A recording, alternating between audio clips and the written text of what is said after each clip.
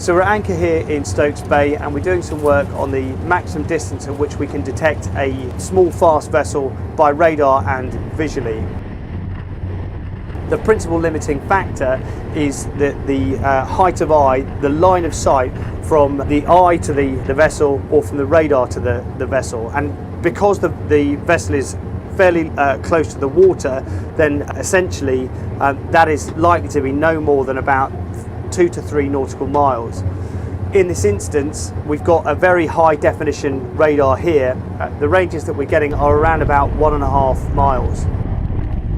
Small boats are essentially ambush predators, so they're much better stopped in the water and allowing you to close them. They're very difficult to see when they're stopped in the water. When they're at speed, they are much more eye-catching, and you'll see as Artemis closes us fairly shortly that is the case. So we're at anchor at Gill Kicker Point, and our target has just been lost at about 1.5 nautical miles. You can see around us are other vessels that are marked using AIS, which is kind of beacon, and also the radar return as well.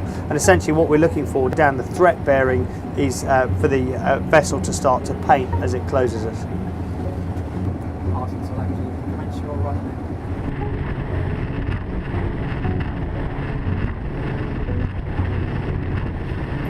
Okay, so this is our vessel here. We've acquired it at 1.5 miles. This is it at 1 mile and closing us at 20 knots.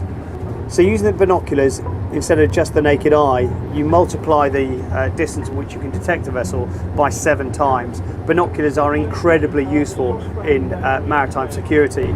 Essentially, the first 10 miles of what you can see is almost what looks like the horizon.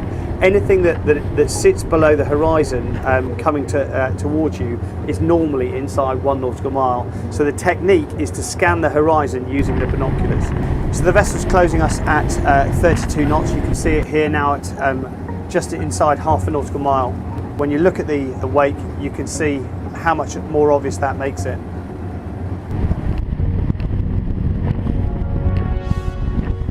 So the trial that we're doing now is take the boat's length, which is 8 metres, and see by how much the boat's visual cross-section is increased by the wake, how many boats' lengths the wake is made up of. What we're going to do is take a photograph and measure from the bow to the back part of the wake. So essentially on that one trial, just as an observation, effectively the wake was around 300 metres astern of the vessel.